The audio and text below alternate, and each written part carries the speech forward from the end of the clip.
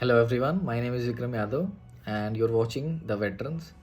So on this channel, uh, systematically what we will be doing is uh, we'll be coming up with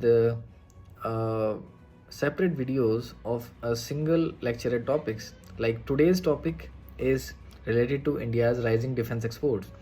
So from 2014 to 2024 period, this 10-year period have shown a growth of 34% year on year, which is from 868 crore to 2023,600 crores. And these growth is driven by initiatives like Make in India and Atmanirbhar Bharat, which were launched by our honorable Prime Minister Narendra Modi ji. And with these initiatives, India has shifted itself from being a major importer and into shifted itself into a distinguished exporter. So this 34-fold increase is spanning over from 80 to 100 countries, projected to over 50,000 crores by 2029. And if we talk about the drivers of growth, so initiatives like we have talked about, Make in India and Atmanirbhar Bharat, these initiatives are promoting self-reliance as well as indigenous defense manufacturing capabilities, creating products for both domestic as well as the international market.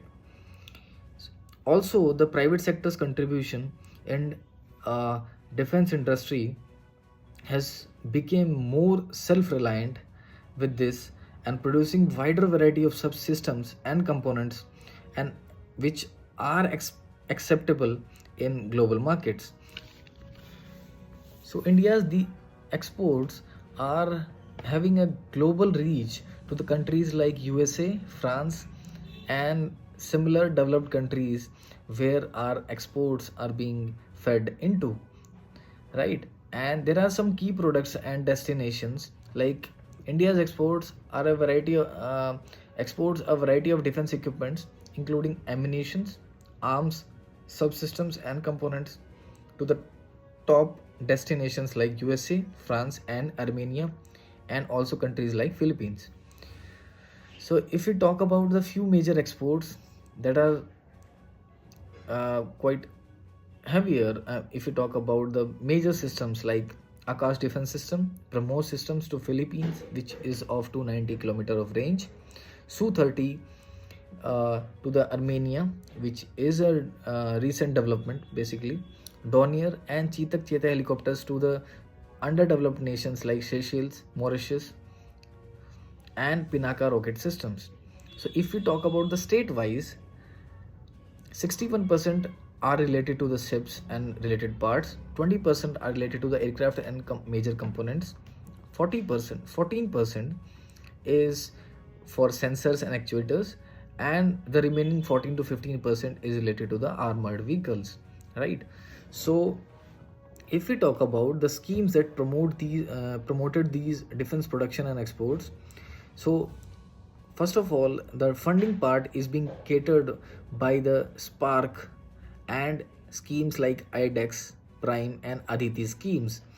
So if we talk about the Spark scheme, it will provide 1.5 crore assistance or a support for prototyping and research kickstarting, and up to 10 crore through IDEX Prime, and up to 25 crores through the Aditi schemes to the startups and defense industry startups as well as the industry giants.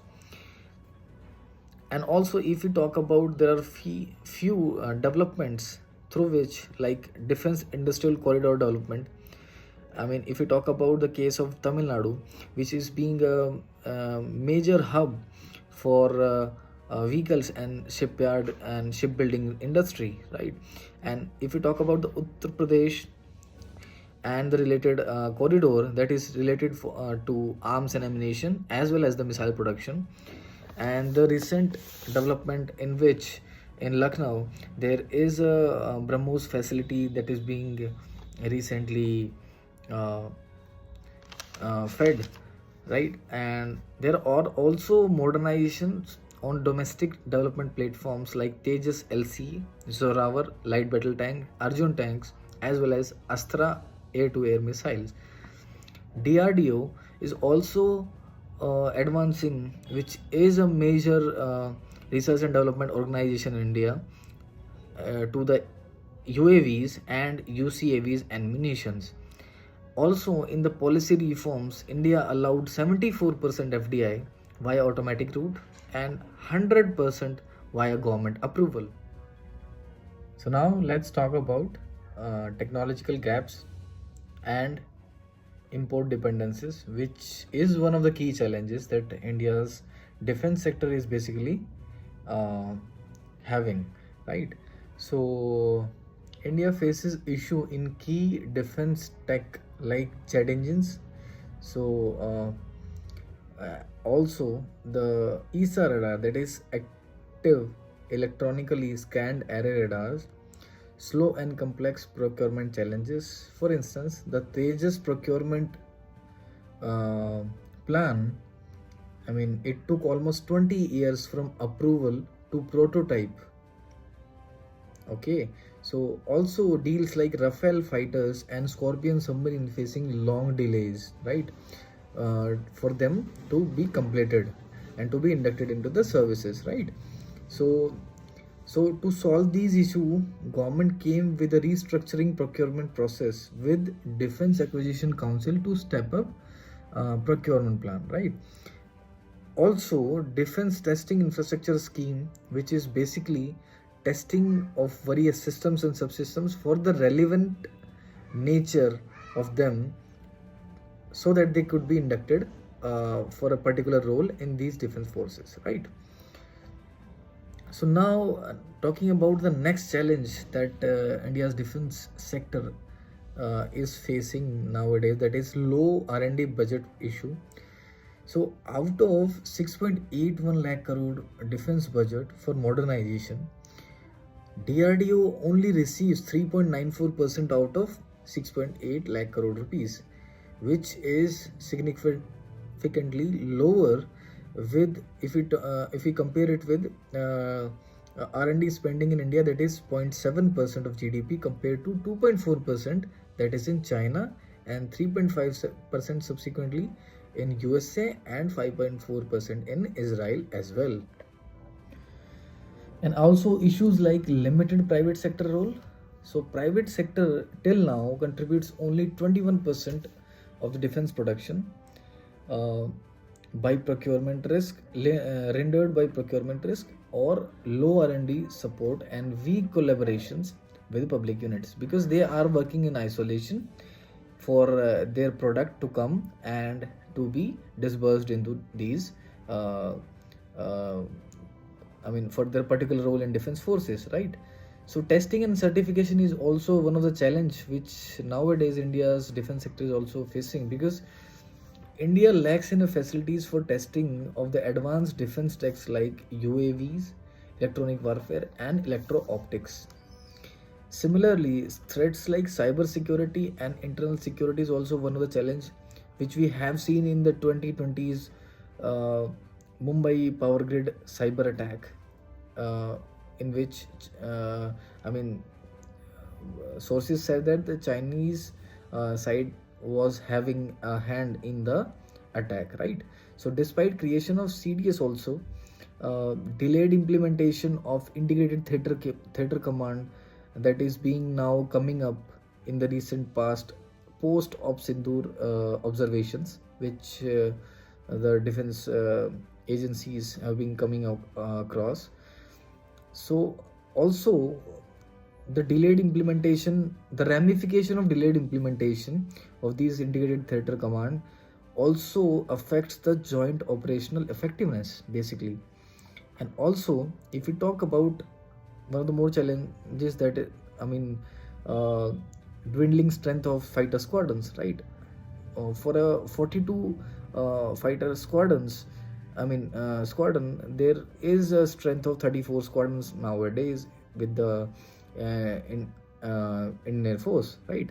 So and also the legacy systems that which are being prevailing from a long time, which needs a constant upgradation from now on, like the legacy systems like MiG-21, and which we have seen, the downgradation of which we have seen in the recent past, right?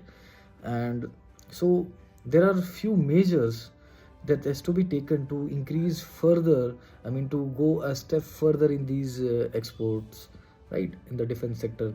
First or the foremost is the use of latest technologies, that is 3D printing, which could significantly reduce the prototyping costs as well as the time delays that is used to uh, the main thought of the past, that was one of the thoughts, right? So the second one is the boosting the strategic partnership and defense exports.